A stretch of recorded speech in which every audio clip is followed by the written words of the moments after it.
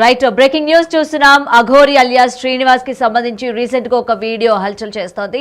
అయితే తన పెళ్లి పైన అలాగే వాళ్ళిద్దరూ కలిసి ఉండడం పైన తీవ్రమైన విమర్శలు ఎదుర్కొంటున్నానని, సో ఈ విధంగా మాట్లాడడం కరెక్ట్ కాదు అని చెప్పి కూడా ఆ వీడియోలో ఆమె పేర్కొంది.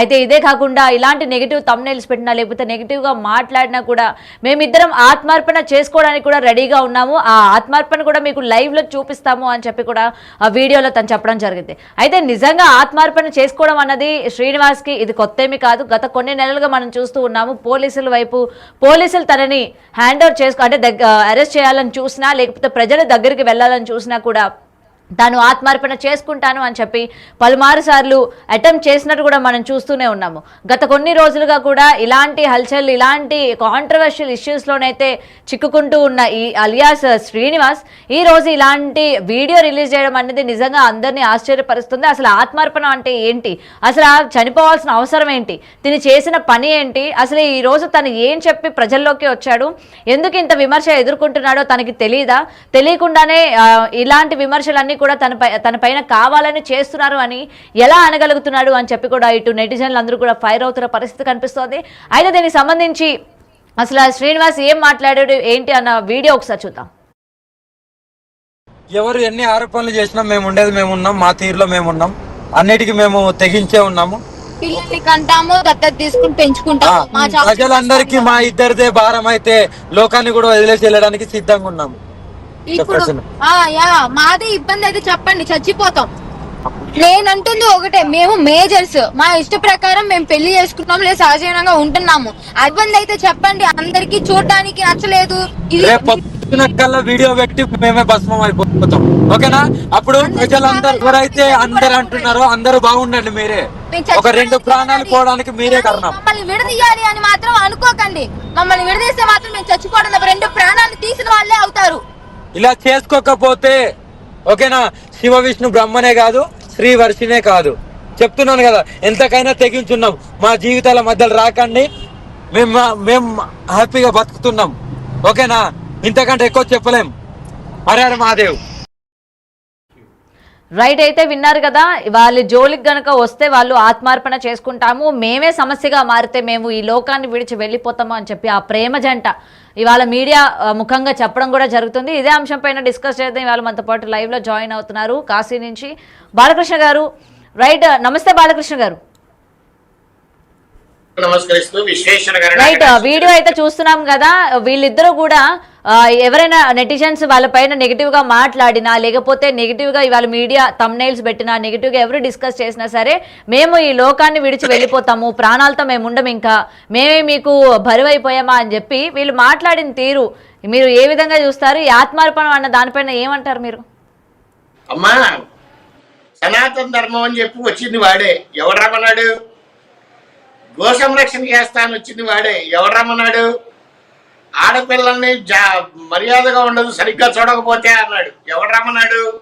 అన్నీ చెప్పింది వాడే. పైగా ఆ వర్షినికి వాళ్ళలో జెన్యూనిటీ కనపడింది. ఇక్కడ విషయం ఏంటంటే వీడు ఇమేజ్ డ్యామేజ్ అవుతుందని తెలిసి సడన్ గా మీడియా ముందుకు వచ్చి సొల్లంతా చెప్తే ఇంటానికి ప్రజలు చెవుల్లో పూలు పెట్టుకోలేరు. నువ్వు ఆత్మార్పణ ఆత్మార్పణ చేసుకోరా, ఎవడికి నష్టము? దేశానికి ఏమన్నా నష్టమా? రాష్ట్రానికి ఏమన్నా నష్టమా? కాకపోతే నీతో పాటు ఆ అమ్మాయి కూడా ఆత్మార్పణ చేసుకుంది అని ఒక చిన్న బాధ అంతే. నువ్వు చస్తే చావు. ఎన్నిసార్లు చెప్తావు నేను చస్తా అని? చచ్చేవాడు ఎప్పుడు చెప్పి చావడు. నేను ఈ సరిహద్దులకే రాను అని చెప్పావు కదా, నువ్వు ఎక్కడలా వస్తావు? భారతదేశం మొత్తం పోలీసులు ఉంటారు, నువ్వేదో అతి తెలివిగా మాట్లాడుతున్నానని మాట్లాడుకో. అయితే గురుగారు ఇది కేవలం బ్లాక్ మెయిల్ చేయడానికి మాత్రమే ఇలాంటి వీడియో రిలీజ్ చేశాడు అనుకోవచ్చా? అందరికి కూడా బ్లాక్ మెయిల్ చేస్తున్నాడు అనుకోవచ్చా? 100% బ్లాక్ మెయిలేనమ్మా. అంతకు ముందు ఎన్నిసార్లు చెప్పలా ఆత్మార్పణని? శ్రీకాళహస్తిలో చెప్పాడు, ఇంకో చోట చెప్పాడు. చెప్పేవాడు ఎప్పుడు చెప్పిసావాడు. ఆ తర్వాత ఇక్కడ పాయింట్ ఏంటంటే అసలు వీడి వెనకాలన్నటువంటిది ఎవరు పెద్దలున్నారు? నాకు తెలిసిన ఇన్ఫర్మేషన్ ప్రకారం ఒక జడ్జి గారు అయితే బెంగళూరులో ఉన్నారని వాడే చెప్పాడు. ఇంకో జడ్జి గారు కూడా ఉన్నారని నా అనుమానం. ఏ నువ్వు చస్తా చస్తా చస్తా ఎవరిని బెదిరిస్తావురా గాలిముండా కొడక? ఏ తమాషాలు ఆడుతున్నావా? ఇటువైపు రావా? కేదార్నాథ్ లో ఉంటావా? అదే మొన్నటి వరకు కూడా తను చెప్పడం జరిగింది, నేను తెలంగాణ వస్తాను, తన పైన ఉన్న కేసులకి సంబంధించి నేను క్లారిఫికేషన్ ఇచ్చుకుంటాను అని నిన్నటి వరకు చెప్పిన వ్యక్తి ఈ రోజు నేను అటు ఆంధ్రాకి కానీ తెలంగాణకు కానీ నేను రాను, నేను ఇంక ఇక్కడే ఉంటాను, మీరెవరు మా జోలికి రావద్దని చెప్తున్నాడు. అబ్బా మీకు పాయింట్ అర్థం కావట్లా. చట్టాలను తిట్టాడు, న్యాయస్థానాలను తిట్టాడు, డిపార్ట్మెంట్ వాళ్ళని కొట్టాడు. మీడియా ఏ మీడియా అయితే వాడిని హైప్ చేసిందో ఆ మీడియా వాళ్ళని కూడా ఫోన్ చేసి కత్తులతో చంపేస్తా అన్నాడు. వాడి పక్కన ఎవడో ఒక గొట్టంగాడు ఉన్నాడు, వాడి శిష్యుడు, వాడు ఫోన్లో మాట్లాడటం. ఈడికే గతి లేదు. ఒరే దొంగనా కొడక, నీ నాటకాలు చాలా చూసా. ఫస్ట్ ఇప్పుడు నేను ఒక మాట మాట్లాడుతున్నా ఇను. నువ్వు ఎవరికి ఫోన్లు చేసి డబ్బులు ఆఫర్ చేశావో నాకు తెలుసు.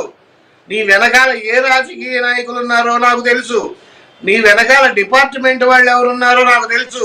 ఇవన్నీ నేను హైదరాబాద్ వచ్చి విత్ ప్రూఫ్స్ తో ప్రెస్ మీట్ పెడతా. మొత్తం కూడా గురుగారు అంటే మీరు మొత్తం కూడా సేకరిస్తున్నారా వివరాలన్నీ? అంటే ఏ పొలిటీషియన్ ఉన్నాడు, లేకపోతే డిపార్ట్మెంట్ లో ఎవరు ఉన్నారు అని చెప్పి, ఇటు లాయర్స్ కానీ లేకపోతే జడ్జిలు కానీ ఎవరెవరు ఉన్నారు అని చెప్పి ఇప్పుడు మొత్తం కూడా దానికి సంబంధించిన ఇన్ఫర్మేషన్ అంతా కూడా మీరు గ్యాదర్ చేస్తున్నారా? మొత్తం ఇన్ఫర్మేషన్ గ్యాదర్ చేస్తున్నాను. ఆల్మోస్ట్ 60% ఇన్ఫర్మేషన్ వచ్చేసింది. ఇప్పుడైతే నేను రివీల్ చేయదలుచుకోలేదు, మీడియా ముందుకి కూడా రాను. ఇవన్నీ డైరెక్ట్గా ముఖ్యమంత్రి గారికి అందజేస్తాను. తర్వాత మీడియాకు వస్తా. ముందరే మీడియాకు వస్తే ఈ ముండా కొడుకు వేసే నాటకాలు ఏంటో నాకు బాగా తెలుసు. ఇక్కడ పాయింట్ అది కాదమ్మా. నేను ఒక మాట మాట్లాడతాను, దయచేసి మధ్యలో డిస్టర్బ్ చేయొద్దు. విశాఖపట్నంలో ఒక గురువు ఉన్నాడు, ఆయన గురువు అని నేను అనను. ఆయన పేరు యోగి ప్రభాకర్. యోగి ప్రభాకర్ గారు గతంలో కూడా మాట్లాడారు కదండి, గతంలో ఈయనకి బట్టలు కప్పడం కావచ్చు అన్ని అతను గురువు అని చెప్పాడు కదా. ఒక్క నిమిషం తల్లి. ఈ యోగి ప్రభాకర్ గారు వీడిని తీసుకెళ్లి బట్టలు కప్పి వీడు అఘోరావాడు, వీడు తోపు తురుము, వీడంత గొప్పవాడు లేడు అని మీడియాకి చెప్తే ప్రస్తుతం చిన్న చిన్న సాధనలు చేసుకునే వాళ్ళు ఏ స్థితిలో ఉంటారో ఆలోచించండి. ఆయన చెప్పిన దానికి నమ్మి ఈ ముండా కొడుకు దగ్గరికి వెళ్తే వీడికి ఏమొచ్చు? ఒక పాయింట్. 2, అదే యోగి ప్రభాకర్ గారు హిమాలయాల్లో గురువులందరూ కలిసి మీటింగ్ పెట్టుకున్నాం, ఇంకా నయం హిమాలయాల్లో పెట్టుకున్నాం అన్నాడు, మేఘాల్లో పెట్టుకున్నాం అలా మీటింగ్. తల్లిదండ్రుల అనుమతి లేకుండా ఎవరిని తీసుకురాకూడదు అని కొత్త విషయాన్ని, ఓ గొప్ప విషయాన్ని కనిపెట్టినట్టు చెప్పాడు. తల్లిదండ్రుల అనుమతి లేకుండా ఏ పని చెయ్యకూడదని నువ్వు చెప్పేదేంటి? భగవంతుడే చెప్పాడు. ఏం సందేశం ఇస్తున్నారు? ఇకపోతే వాడొకడు ఉన్నాడు అక్కడ, రాజేష్ నేమగోర. ఆయన క్లిప్పింగ్ చూసా నేను.